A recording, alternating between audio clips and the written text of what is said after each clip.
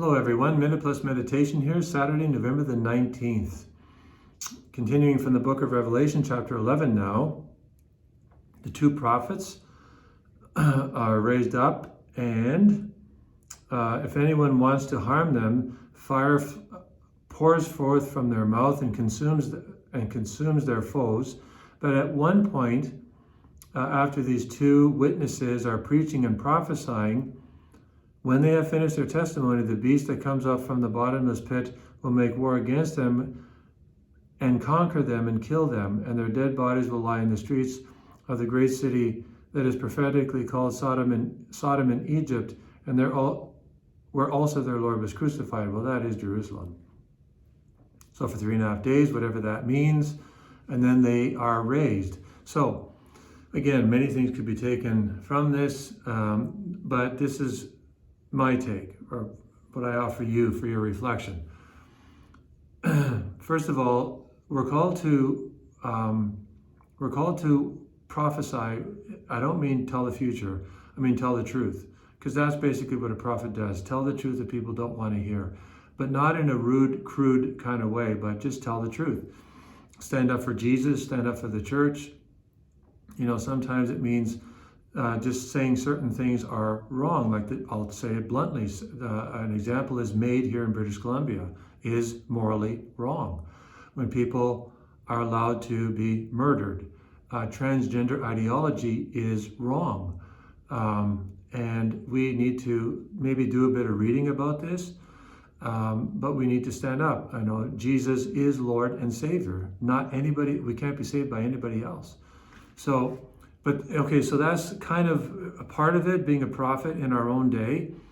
But there comes a time when evil seems to win, or seems to be winning, and the good seem to kind of be crushed. Like these two prophets or two witnesses, in their case, they're killed, but then good triumphs in the end. And we need to trust that God has a plan.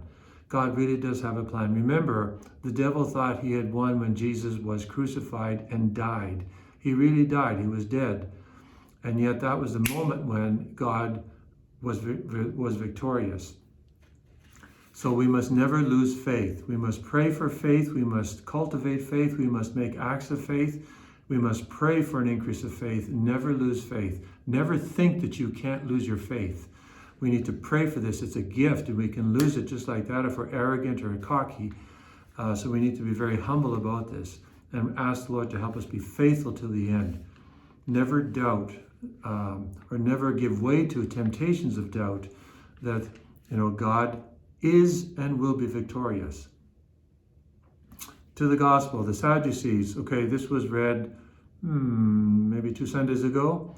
Remember the man who marries a woman, he dies, the 7 brothers, the second marries her childless, blah, blah, blah, all the way to the 7th, he dies, childless, she dies in heaven. Whose wife will she be? They're trying to basically mock the Sadducees did not believe in the resurrection of the body, the immortality of the soul, angels. They basically, this life was it, and that was, when you're done, you're done. They were almost like religious atheists in a way. They believed in God, or so they said, but it's like, if we're this life only, what's the so Jesus says basically you don't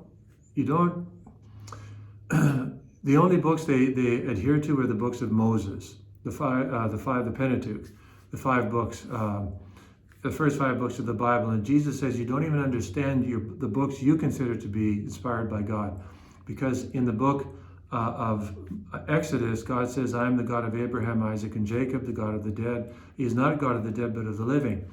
The holy and living and pure God will never be associated with what is dead, because in that society, the dead represented the unclean. And God is not associated with unclean. He's associated with the living and the clean. God makes all things clean, right? Jesus makes all things clean with his touch, with his word.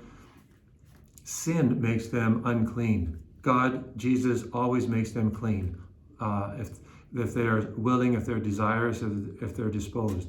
So this is, again, something that confounds them because they're not prepared.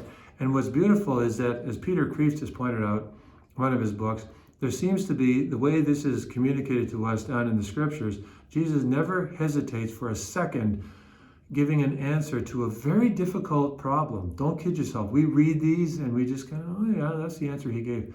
But these were very confounding problems. These were scenarios that were not easily answered, and Jesus just answers them like that. It's like bang, bang, bang, bang, bang, bang, one after the other. I mean, it's one of those things that shows his, we would say from a human point of view, the fact that he's a genius, but not just a genius. Of course, we know he is the Son of God. And he never has to hesitate for even a split second. He can answer it immediately, on and on and on, one difficult question after the other.